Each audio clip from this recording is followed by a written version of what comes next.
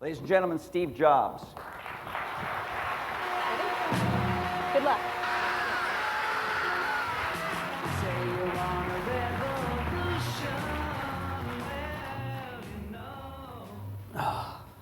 Good morning. Nice chair. Yeah, it's pretty good, huh? So first of all, thank you for coming. Thank you for inviting me. You're not a habitué of these conferences, and so we really appreciate you being here. You were there at the beginning of the digital personal computer revolution. You and Steve Wozniak developed what was the first really successful personal computer for the mass market, and that was 26 years ago, I think. 77. This spring. Apple II. And you've stayed with it all this time in different ways, different formats. You run the most digital movie studio there is with Pixar, and I have to say that they have a new movie coming out in a couple of days. But where do you think we are in the arc of this story of the PC, the internet, the whole digital deal?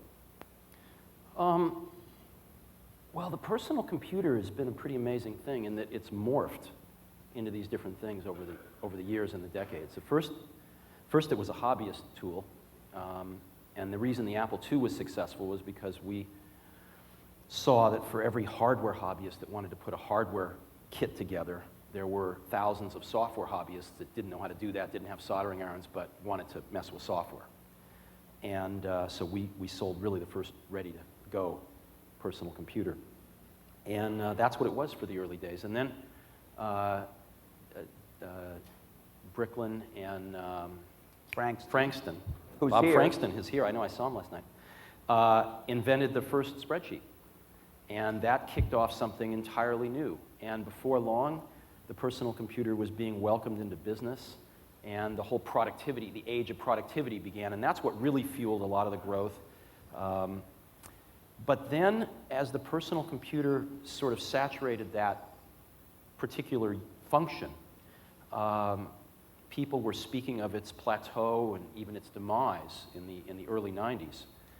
The internet came along, and all of a sudden, the next great age of the personal computer started.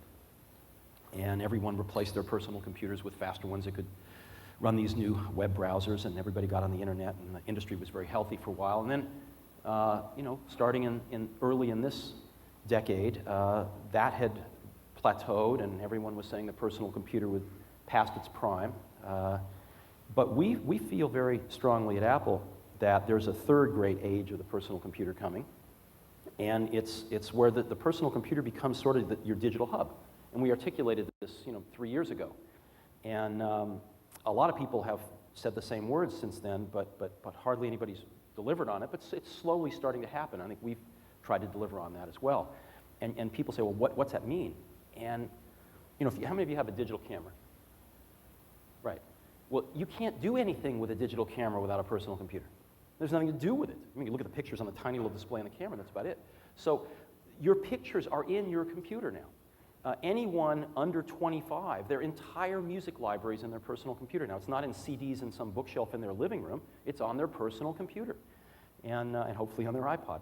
And so it's becoming the hub for your photography, your movies, your music, obviously, and it's really it's the number one high-speed connection you have to the outside world in terms of data. So I think it's starting to become integral to our digital lifestyle. And you think it'll always remain there at the hub, or do you think, there's perennial talk about, well, the television will be a hub or a point of contact with your digital stuff. Things like the iPod, he makes a music player. Do you guys know that? The iPod. Why couldn't that have its own Wi-Fi connection to the internet and not require you to use the computer? Well, it can, but a personal computer, at its very basics, it's got a really big hard drive in it, it's got a really big display, it's got a really big keyboard, and it's got a really fat pipe to the internet. And it's got a reasonable processor in it that can run really big applications. So the iPod might be great and holds all your music, but we see it more as a satellite device because you couldn't really do a music store on it, as an example, because the music store needs just more screen real estate, and these things fight each other.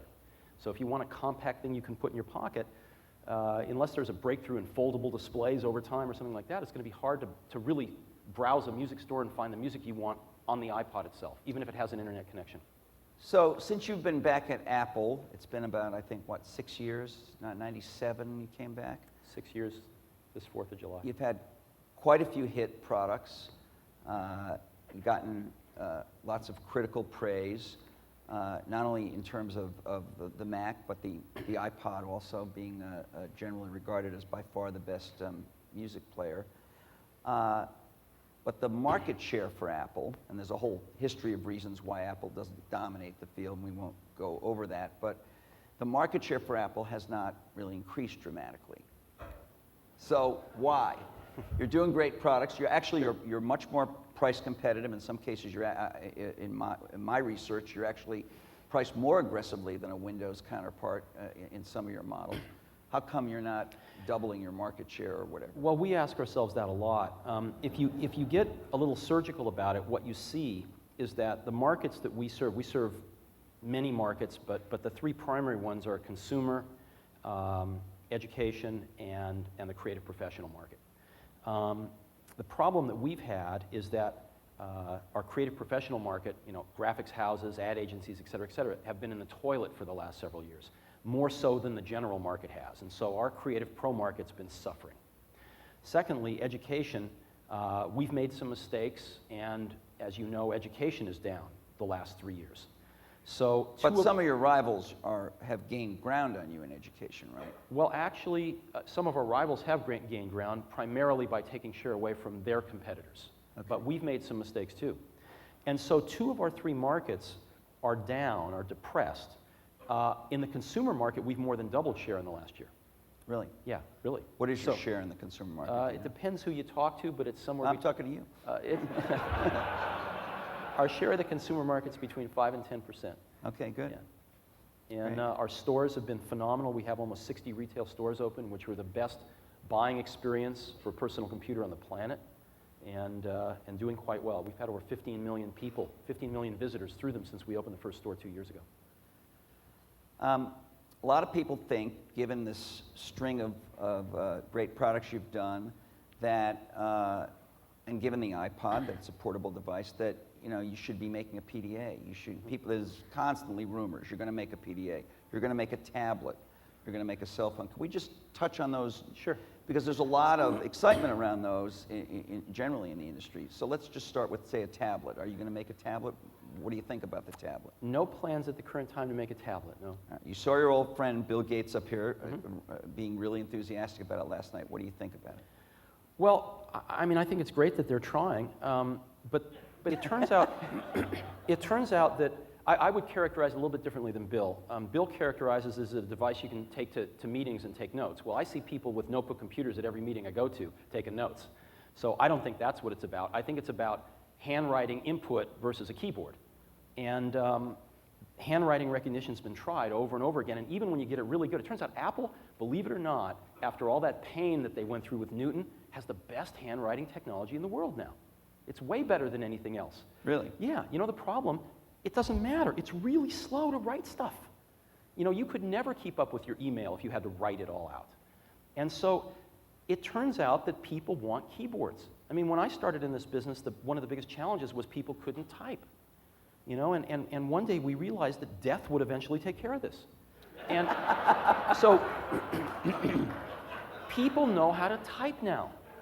And if you do email of any volume, you've got to have a keyboard.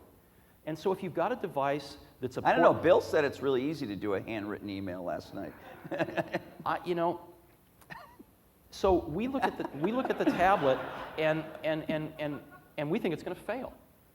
You think the tablet's going to fail? Yes, we do. What about the tablet as a reading device? Because my own feeling, having tested it, I didn't give it a great review, but what I said was, and I believe this, its actual strength in a funny way is that it's a much more natural way to read, like a long web article or a long Word document or PDF file or something, than a clamshell. It's really true. If you've got a bunch of rich guys who can afford their third computer, they got a desktop, they got a portable, and now they're going to have one of these to read with, that's your market. Okay. People accuse us of niche markets. What about a PDA? I mean, I would point out for those who don't have an iPod that actually they have, even though it's designed hardware and software as a music player, you can put your calendar and your contacts on your iPod now, and you've even improved that a little with the new ones. What about a PDA? Well, you know, my email address is out there, and so I get an email every time somebody, you know, goes to the bathroom in Iowa. And I get a lot of emails about that. Over the years, we have tremendous pressure to do a PDA, and we thought about this a lot. And what we decided was that we believe that for everyone using for all the universe of people using a PDA, 90% of them really just want to get the information out. Only 10% want to do major input on this thing. And so if what they really want is a repository for data that they can get out, occasionally putting in a phone number or correcting an address, we believe the cell phones are going to do that. And we saw that several years ago. We just see the curve of cell phones going like this. You're going to have a phone in your pocket, so that's going to have to be the device that carries this information. And we started working, rather than doing we didn't think that we were going to be successful in the cell phone business because of the carriers. I mean, we're not the greatest at selling to the Fortune 500, and there's 500 of them, 500 CIOs that are orifices you have to go through to get to the Fortune 500. In the cell phone business, there's five. You know, in this country. So, you know, we don't even like 500. We'd rather run an ad for millions of people and let everybody make up their own mind. You can imagine what we thought about 5. And so we decided we might not be successful in that business. So what we've done instead is we've written, I think, some of the best software in the world to start syncing data from your personal computer onto your cell phone. Anyone who's used a Palm knows that there are two great revolutions in the Palm. The one was the focused function and form factor, but the second was the dock, the cradle, that allowed you to sync it to your PC so that if you lost your Palm, you didn't lose your life. You could buy another one, stick it in there, and refresh it, and off you'd go. And so we believe that mode is what cell phones need to get to. That's the mode we copied for the iPod, as an example. Where your personal computer is your hub, all your data is safe and secure there. You can enter it on a big screen with a real keyboard, et cetera, sync it to your phone. You can still make changes on your phone. It's a little painful with that small keyboard, but you can do it on occasion. And yet, for 90% of the people plus, they're going to be able to get all the information they want out of that phone. And that's the direction we see it going. Well, so are you working with Nokia and Motorola and the other cell phone handset makers? Yes, absolutely. Trying to make this happen? Absolutely. Because really, unless you're talking about a combo like the Trio, which has a lot of PDA DNA in it, right. A regular phone, the calendar and the address book in there are terrible. Yeah, I know they are terrible, but they're improving at a fairly rapid rate right now. So I think they're going to get there. So all of your fans who are predicting a PDA, predicting a right, we chose instead to phone. do the iPod instead of a PDA. That was we put our resources behind that. What about how many iPods have you sold, by the way? Well, I don't know. As of today, we'd sold 700,000 a few months ago, and the new one's on fire. So I suspect we'll, probably sell our millionth iPod sometime later this summer. What's the next step for that? Is it video? Is it photos? I mean, why shouldn't I want to? There are already a couple on the market that can show videos and photos. Yeah, we've clearly got stuff like that in the lab too. And it turns out that, watching movies on a tiny little screen is really not very much fun. And you again get into that fight between form factor, you want to put it in your pocket, and you want a giant screen to watch movies on. So right now, the best way to watch movies on a portable device is to buy a personal computer and stick a DVD in it. And that's the most popular way to watch DVDs when you're away from your television. And I'm not convinced that people want to watch movies on a tiny little display they carry around. And so photos, your family photos? Photos are nice. What you really want to be able to do is plug it into the television when you get somewhere and show somebody your photos on your television. That kind of stuff will come over time. But one of I paraphrase Bill Clinton when I am in meetings like this and just keep saying, it's the music, stupid. It's the music. It's about music. People have, what's interesting is that, putting photos on an iPod, putting movies on an iPod, these are speculative markets. Will people want to watch movies on a little portable device? Who knows? Somebody will try, we'll find out. But music's been around for a long time. Good tens of thousands of years. Prior to 1977. Yeah, prior to 1977. And it will be around for an awful long time.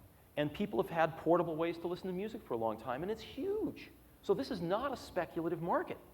It's a real, tangible market. And I think if we can bring some value to that market, then we'll succeed. So how come you were the company that was the latest, the last to figure out MP3s and music? That's interesting. If We it's were so the- universal and so Yeah. obvious, I mean, you know. We maybe weren't quite the last, but we were certainly near the last. And the reason was because we were focused on video. What happened was Apple invented this technology called FireWire. And they licensed it to all these companies, and all the Japanese consumer electronics companies licensed it, put it in their new generation of digital camcorders. And the only company that forgot to put it in something was Apple. So we decided to put it in to one of the early iMacs. And we got some video editing software written, and we were very excited about that. And iMovie. iMovie, exactly. So the idea is you plug your camcorder into the Yeah, computer. no cards, no nothing. It was pristine digital The quality. movie just appears and you can edit it. Yes, and you could, and a mere mortal could edit it without reading a manual. And so we came out with iMovie, and it was a really big hit. But then what do you do with your movie? You put it back on the camcorder, and you know, you can send a tape to you know, your friends, but they might not have a camcorder to play it. So we clearly saw that the brass ring was to be able to write a DVD that you could send to, you know, your friends or grandma or whoever. And we pioneered the drives that could write DVDs. And we worked with Pioneer, who was way ahead of anybody else, and we wrote most of the software for that. And we wrote a software package called iDVD, which could, you know, make DVDs. And we were the first ones out with that. And we were so focused on that this music thing happened around the side, and we weren't paying enough attention to it. But we finally got hit over the head with a brick and saw that it was happening. And then we came on fairly strong. We put CD burners in almost every machine. We wrote iTunes, which, you know, some think is the best jukebox software in the world, and that led us, you know, in less than a year to the iPod. So we came on pretty strong when we came on. And some people in the record business actually didn't realize you were late. They thought you were leading the charge to stealing music because of your ad slogan at the time, right? Right. We ran an ad. We called it Concert, and the slogan was Rip, Mix, Burn. And it turns out, you know, you laugh. And there were because- billboards that said that, right? Rip, Oh yeah, mix, no, we burn, spent yeah. lots of money on this. Magazine covers. Magazines, billboards, and TV commercials. And it turns out what rip means, if you know young people that do this, is the word came from ripping the bits off a CD and putting them on your hard drive. That was where that phrase came from, which means you have a physical CD, right? Theoretically yours. And you rip the bits off and you put them on your hard drive. Some industry executives who did not have teenagers living at home, especially some in Hollywood, thought rip meant rip off. And they did not do their customary homework, and they you know, some of them even went to Washington and testified and held us up in effigy. But in reality, what it meant was get CDs and put them on your hard drive.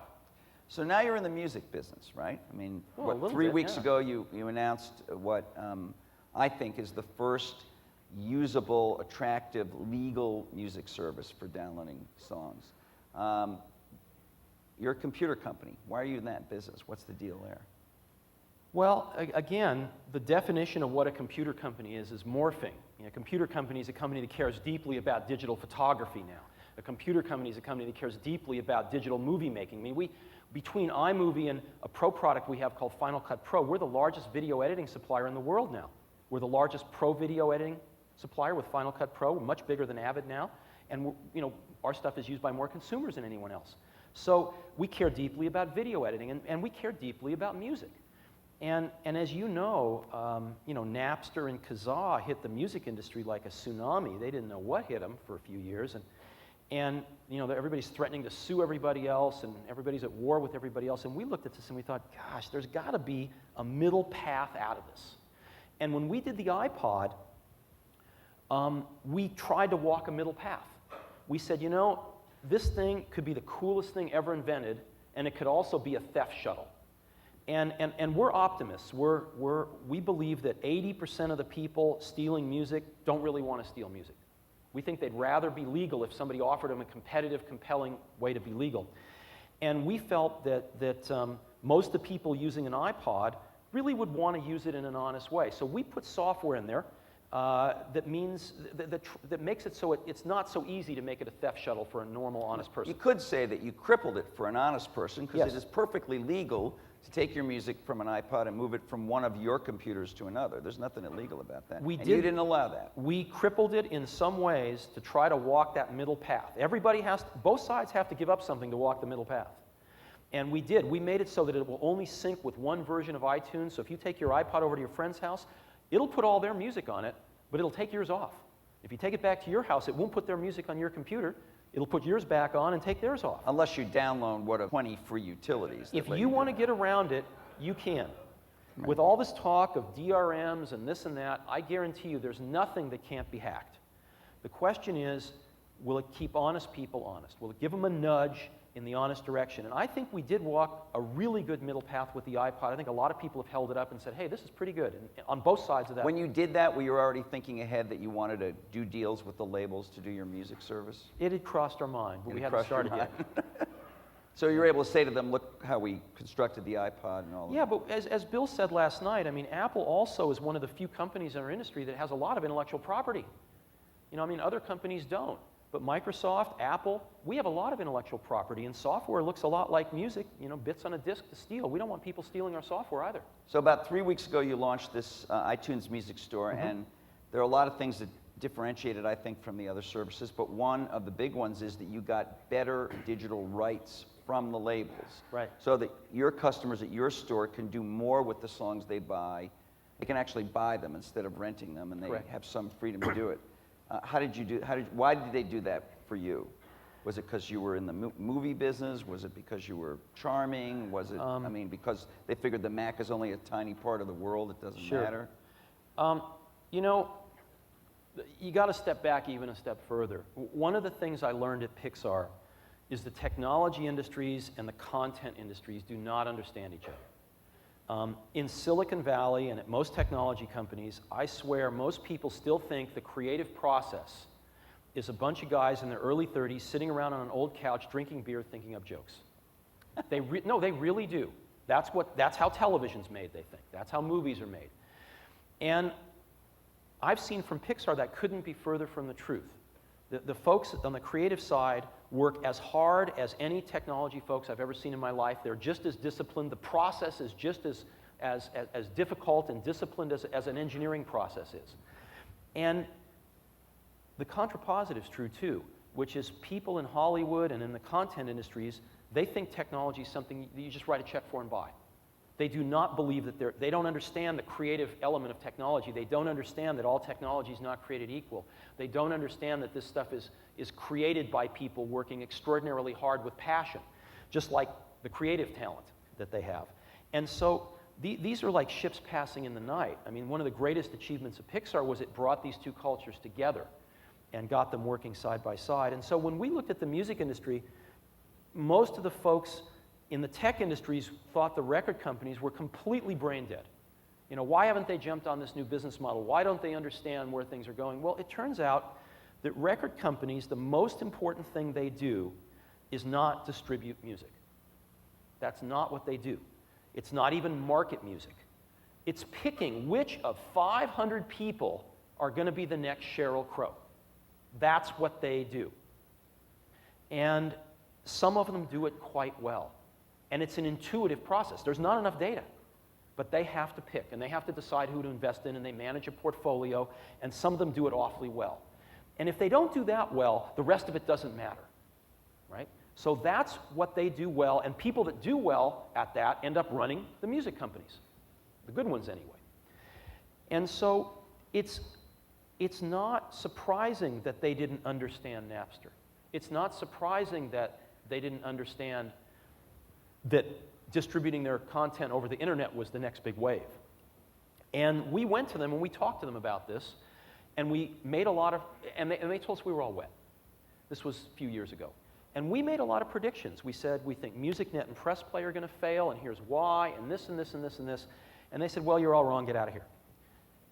And about 9 months later, we started to get some phone calls. We went back to them, and they said, you know, talk to us some more, because you guys were right about some of this stuff. And we started talking to them about this middle path and about how Their content needed to be protected from getting back onto the internet for honest people, but their real competitor was Kazaa. That was their competitor. And Kazaa was offering unlimited CD burning. Kazaa was offering an ability to have your music where it never went away if you stopped paying your subscription fee. Kazaa was offering the ability to put your music on a portable player. And if they were not willing to offer the user those kinds of rights, they couldn't compete with Kazaa. They might as well just put a big sign up that says Kazaa this way. And they got it. These are smart guys. And I think one of the things that appealed to them about Apple was that, you know, we do have a smaller sandbox than the whole market. So if the thing went radioactive, it would only go radioactive on 10% of the market. And another thing I think that appealed to them was that we could do the whole thing. You know, we made the operating system. We could write the applications. We made the computers. We made the iPod. And we could control the whole thing. I think a third thing that appealed to them was we were a large company with a lot of money in the bank, and if we did something wrong, they knew who to sue. Hard to sue Kazaa. They're trying. Hard to sue Kazaa, hard to sue some of these small companies. There's nothing there. Well, I know you're very shy and you usually don't like to do demos, and you're reluctant to promote Apple products, but everybody's heard about this store, and I'm betting that most of our audience has never seen it because for some reason they may not be Mac users. Right. I mean, How many of you have never seen the iTunes Music Store? If you could raise your hands. So would you give us a few minutes, Okay, like sure. a 5-minute demo, and I'll we'll be take a real look quick. at it? So one of the most important things is in the iTunes Music Store, you get to buy your music. People have bought LPs, they bought cassettes, they bought CDs, and they want to buy downloads. People don't want to rent their music. Even the subscription services now, if you want to download, on top of the subscription, you've got to pay money. You've got to pay 99 cents or 49 cents or whatever it is. And to burn a CD, most of them charge you every time you burn the same track on a CD. So if you have your favorite song, you pay $9.99 a month, plus you pay 50 cents to download it every time you want to burn it on a CD. So if you want to put it on 100 CDs, you're paying a lot of money for that. So people want to buy their music and own it, and that's what the iTunes Music Store lets you do. Second thing is, you can't do this with a web browser. Web browsers are really slow, they're not very interactive, and so you have to have a client application. If you're going to have a client application, the last thing you want is for it to put your downloaded music in some random folder somewhere that you got to go dig out and then drag into your jukebox.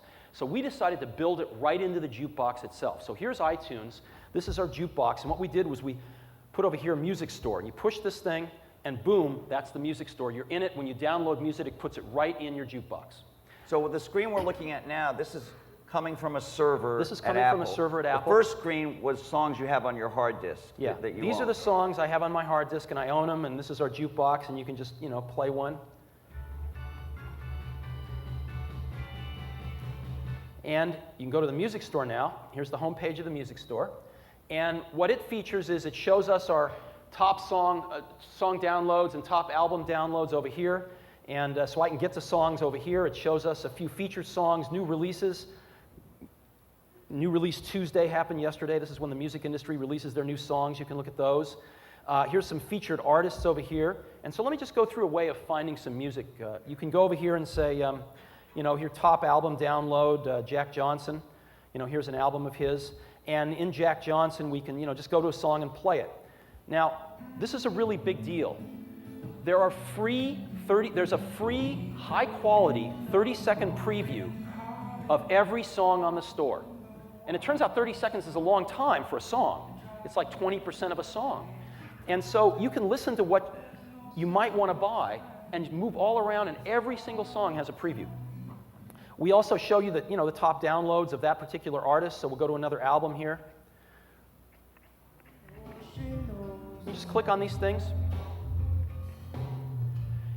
And up on the top here, it shows us the breadcrumbs, the home page, rock, Jack Johnson, and here's his album. I can go to Jack Johnson if I want. And we'll go to his artist page right here. Here's an artist page for Jack. We can go to his website. We can see all of his albums. He's only got 3 albums out. He's a young artist. We can watch a video that he's got right here. We can stream a video if we want to.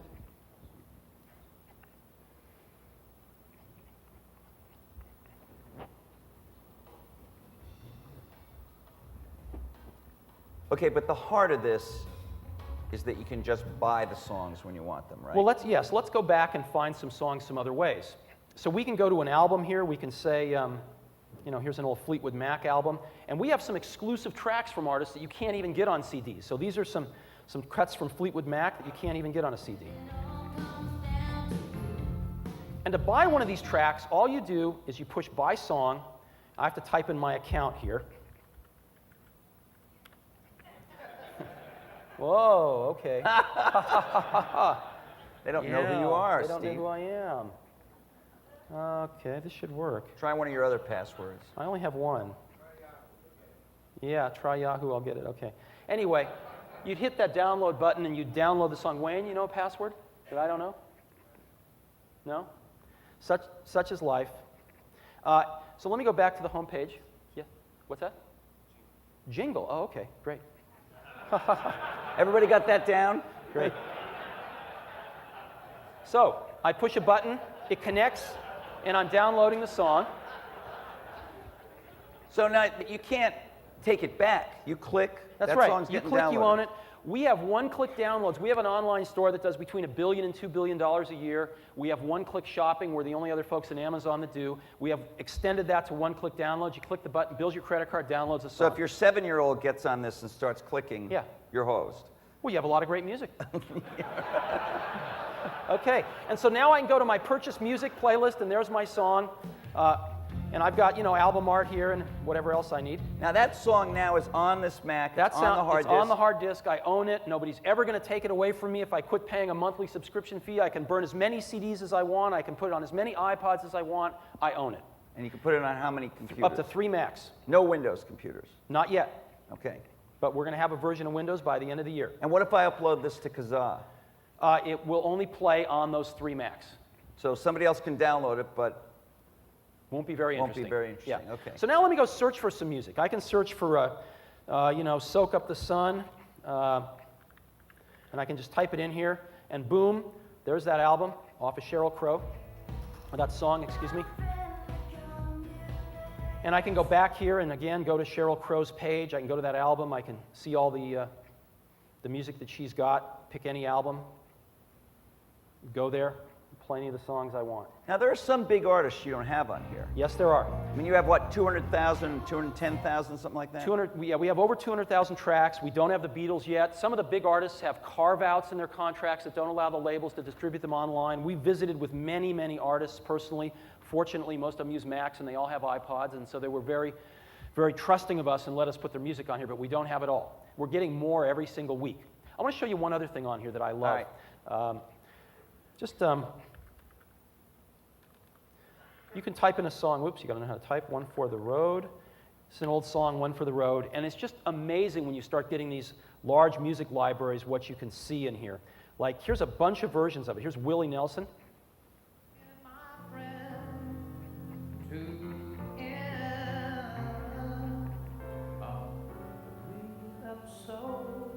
Ella Fitzgerald.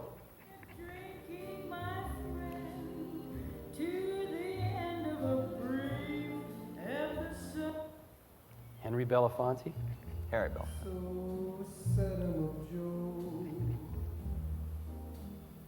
Billie Holiday.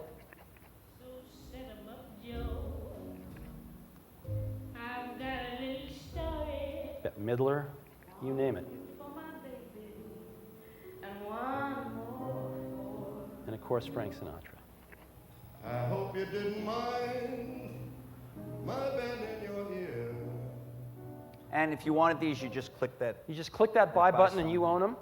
And one last way to find music is browse, which we've never seen before on anything online, which is all the genres here. So you can pick, you know, I want rock and roll. You pick the rock genre, and this lists all the artists. You can find any one, and you know, you just pick any one, and it shows you all their albums. You can pick all their albums and see all their songs right here, or you can pick any album and just see the songs on that album. And Can we play try more. one more thing? Sure.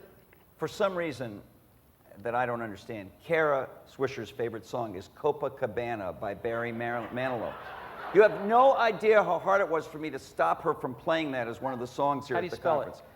Just put Manilow maybe and you Okay, can find fine. it. I don't know. Just wondering if you have it. M-A-N-I-L-O-W. Is it a big seller on the Apple Store? I wouldn't know. And so we can sort by song, and we can go down here, and he's got 195 songs on here, and there's Oh, two there it versions is, of Copacabana. And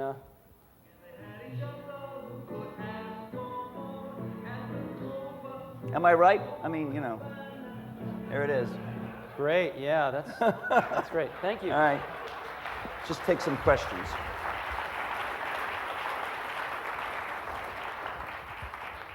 All right, we have time for some questions. A few. Please come to the mics. Well, one of the other things I wanted to say about this that's really fun is, of course, we've gotten a lot of questions, are you going to sell videos this way? And maybe someday videos will be in the future, especially when we all get more bandwidth to our homes. But one of the great things about music is that you can deconstruct it down to these little 99-cent morsels. And at 99 cents, you know, you can buy 3 songs for the price of a Starbucks latte. And so it's kind of wonderful. You hear something on the radio, you get into work, you buy it. Let me ask you one more thing before we go to the questions. This looks great, and you have demoed it before, I think we could tell. But everybody's going to have this, right, by the end of the year? You're going to have it on Windows. Our friend Rob Glazer, who's here, he has a music service. He's going to have it on Windows. Not the kind of thing they have now, but something like this. I read in the Wall Street Journal that Amazon's going to have it. Microsoft is trying to do it. So you no longer, you look cool, you look great, you're on the covers of magazines, you get big articles, but that's a 6-month phenomenon, right? At the end of the year, you're just one of the guys, everybody has it. Well, that's assuming it's really easy to do. And what we found, maybe these guys are a lot smarter than us, they probably are, but we found it's pretty hard to do. You don't really believe that. I don't know, we'll find out. We think it's really hard to do. It's really hard to get the labels to give you the rights that you need. And I don't see them sprinkling those rights around everywhere, letting 1,000 flowers grow quite yet. It's really hard to write software, you know, and do a good job at it. So, you know, this is not something that can be done well on a web browser. You need a client application, and you need a jukebox. You've got to own a jukebox, so that kind of cuts it down a little bit. So we got Music Match. They have a jukebox. You got Music Match. Real has a jukebox. Real and Microsoft and others. So it gets you down to a handful of players, and it's an awful lot of work. And then you might say, you know, it'd be great if you could put it on portable players, and you know, you might want to put it on the most popular portable player, which is an iPod. And so, you know, we like to sell iPods, so we're really open to working with those folks. But you know, so far, very few of them have even come and asked for that. And so we'll find out. We'll find out. But I think it might be a little harder than it seems. Yes, ma'am. Steve, you talked about handwriting and keyboard. How about speech-as-used interface? People were talking about for years. You know, the last part of that question is exactly right. I've been in this industry almost 30 years, and speech has always been 5 years away. It's been constant time to completion, just moving along 5 years away. And most of the really smart people in speech I know have gotten out of the field. It's like nuclear fusion. A lot of bright people went into it, and people now think it's a ways away. Now you can do adequate speech today, but it means you're correcting a lot of stuff. If you just have, you know, even a 1% error, it drives you nuts, because it turns out you can speak a lot of words in a 5-minute interval. So it's got to be very accurate, and so far no one's come up with the technology. I mean, Apple's got we got a speech group working on stuff. Microsoft has a group. A lot of great work's being done in academia, but it doesn't look like it's going to be real anytime soon. I wish it was different. Yes, sir. Steve, in addition to music and video, Apple has been one of the early leaders and proponents of Wi-Fi with the airport. What are you currently planning as the equivalent of the music store for wireless?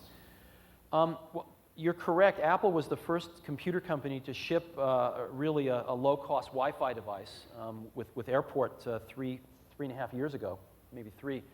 And we've sold a lot of Wi-Fi products. We were the first ones to ship 802.11g at the beginning of this year, which is a 54 megabit per second version of 802.11, which is backwards compatible with B, and G is clearly going to be the next standard. A lot of folks made a lot of noise about A, but A is going to fail, and G is going to be the next one because it's compatible with everything that's out there, and A is not. And we're shipping a whole lot of that. So, you know, we're building it into all of our computers. We have for a few years now, and we've built it into the software so that it's completely seamless now. And that's what we're doing. I think like any network, it'll just disappear, and it'll just be there for you. Except in this room. Except in this room. Steve, the internet piracy has been blamed for a lot of the decline in sales in the music industry. But as I think about it from their perspective, much of their growth has come from essentially unwanted bundling for a long period of time, where you bought an album that had 12 or 13 or 14 songs, 2 of which you really wanted, and the rest you really wouldn't buy on an a la carte basis. If you look at the margin structure of that business versus what will happen in an a la carte universe where you can buy things individually, it seems like there's a huge leg down yet in margins for that business. If you're successful, and if the industry is successful in this, what happens with EMI teetering on the edge of bankruptcy today? What happens to the industry, or does it just radically evaporate? Well, that is the conventional wisdom, but I don't think it's true. And it turns out you're right. A lot of the music companies, most of the music companies, are losing a lot of money right now. What we found so far in 4 weeks of operation is that over half the tracks we sold over 3 million tracks, over half the tracks we've sold were bought as albums. Isn't that amazing? Making it so easy to buy a 99-cent song, over half the tracks we've sold so far have been sold as albums. And what do albums cost typically? We made the song pricing uniform at 99 cents. The albums float a little bit based on what we buy them for from the labels. So they're $7.99 to $11, $12.99, but almost all of them are $9.99. And don't you think maybe that this high rate of album purchase is just because you're at the very beginning of this, people are kind of think in terms of albums, but as he said, maybe over time, it'll be lower and lower and lower, and people will just buy a la carte I think the answer is nobody knows, but my personal belief, and this is just a guess, is that the labels will be lowering album prices over time to keep enticing you to buy the albums, and that a significant share of the songs sold will continue to be albums. The other interesting thing that we've learned, though, is that the record labels, you can only buy about 20% of a catalog that a record label owns, right? Like if you take Warner, great record company, you can only buy about 20% of their songs. Why is that? Because the rest of them don't sell enough for the record stores to carry the CDs. They won't carry the inventory. So 80% of music we've never heard over the last few decades. It's in a vault somewhere, I hope, but it's not on the record store shelves. Well, when you don't have inventory, like in an online store, all of a sudden that catalog can open up, and you can find stuff you've never heard before. And I expect that the catalogs are going to be worth a lot. Tim. I'd be interested in your response to a question that Walt asked Bill last night. But if you were 17 years old and starting all over again, what would you put your bets on? Intellectually, when I was 17 years old, I didn't imagine I would be in technology, so I don't know. But intellectually, the most exciting thing to me is biosciences. Okay. Yeah. Excellent lead-in. Is Apple thinking at all about using this architecture of these distributed devices having centralized information, making that information more personal in that area of medicine or biosciences or biomechanical devices, anything at all to basically help individuals in that realm? We haven't so far. A really, really good old friend of mine, really smart person I know, suggested that to me just yesterday. I certainly think it's something our industry should take a look at, but I don't think there's a lot of work going on today. Thanks. I'd be interested in hearing, since you came back to a struggling Apple 6 years ago, what's the hardest decision you've had to make in the last 6 years? Always the hardest decision I think anybody leading an organization makes is to let people go. And at the beginning at Apple, it was pretty tough. Apple was in worse shape than I thought when I joined. I just come back temporarily at the beginning. And the individual contributors were unbelievable. I asked a lot of them, why in the heck did you stay? And they had a phrase that I'd heard several times. They said, well, we bleed 6 colors. But the folks that were less good was the management. And we had to change management of the company, and so we had to let people go. And when you're a little younger and you don't have a family of your own, maybe it's a little easier. You don't think about it as much. But when you start to have a family of your own and kids, you realize that the person you're laying off's got to go home and tell their family they don't have a job, and it's pretty tough. It's pretty tough. So that was, I think, the hardest thing I've had to do in the last many years. Now, fortunately, you know, we got that out of the way in the first year. And our competitors have laid off tens of thousands of people in the last 2.5 years, and we haven't. We haven't had no big layoffs, and we decided to innovate our way through this downturn. And so we're turning out more products now than we ever have in the company's history. But the first year was very hard.